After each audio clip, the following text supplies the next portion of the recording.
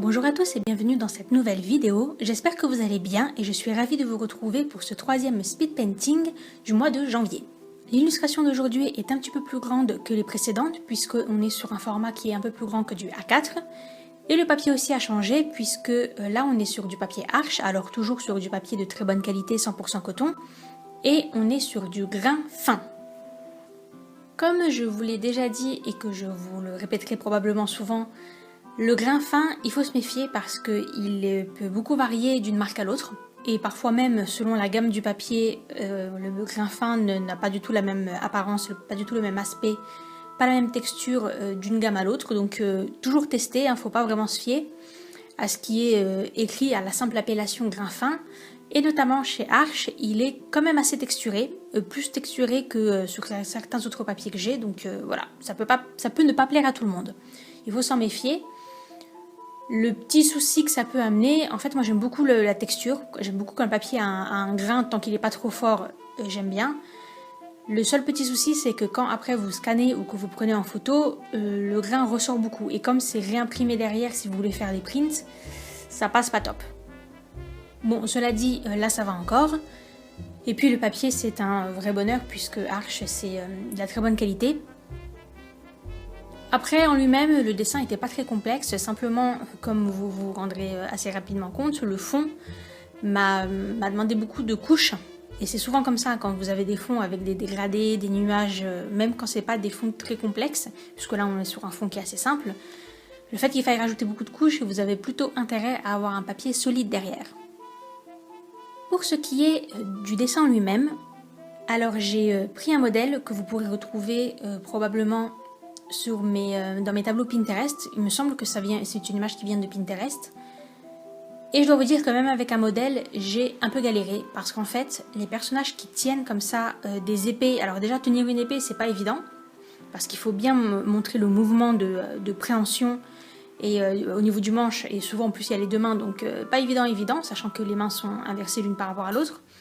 Mais alors, en plus, tenir une épée en l'air, c'est-à-dire qu'il faut faire le mouvement tendu des bras et en même temps qu'elle a vraiment l'air de tenir l'épée, qu'elle soit pas sur le point de la lâcher ou quelque chose comme ça, c'est vraiment pas évident, et même avec un modèle.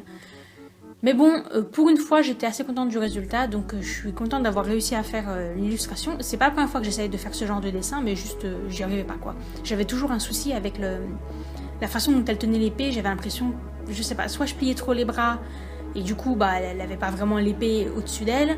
Soit je lui tendais vraiment trop les bras, soit je trouvais que les mouvements des mains n'étaient pas très réalistes. Enfin, il y avait toujours un truc qui me gênait. Là, ça passe. Et maintenant, pour ce qui est de la colorisation, donc rien de bien particulier. J'ai procédé comme d'habitude. Le dessin est assez simple. Au niveau de la gamme de couleurs, on est sur des couleurs que j'utilise beaucoup, à savoir le gris et le violet. Alors le gris, c'est comme le vert.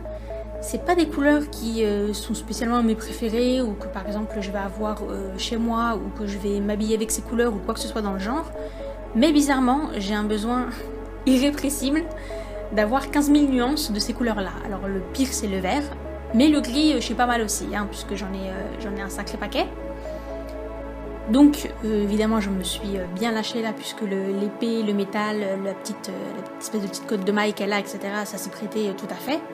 Mais je tiens quand même à m'attarder un petit peu plus longuement sur le gris que j'ai utilisé pour le fond, puisque c'est une couleur que j'affectionne particulièrement. Ceux qui me suivent depuis un petit moment auront très certainement reconnu le Blackberry Cedar de Rachel Bess.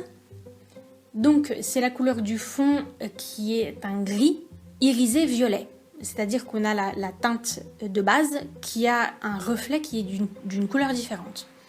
Alors Rachel Bess, c'est une américaine qui fait de la peinture artisanale, donc c'est de la peinture faite maison, entre guillemets.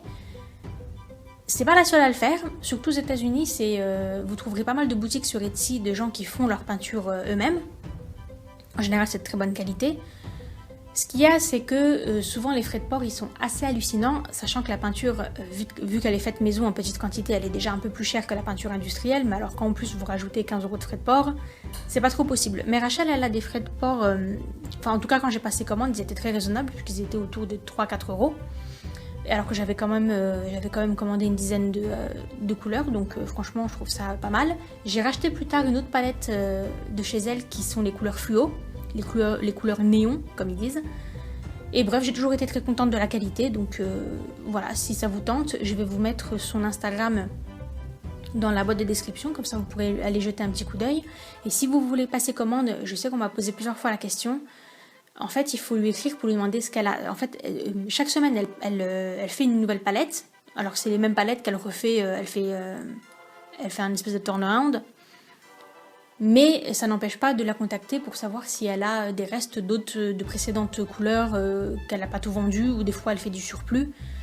Moi c'est ce qui s'est passé, quand j'ai passé commande, il y avait beaucoup de couleurs qu'elle annonçait comme n'ayant plus, mais en fait elle m'a dit qu'elle allait en refaire, ou qu'elle avait gardé quelques exemplaires pour des amis ou quoi, puis finalement elle a pu me les vendre, donc voilà, n'hésitez pas à la contacter. Voilà en ce qui concerne cette illustration, j'espère qu'elle vous plaît.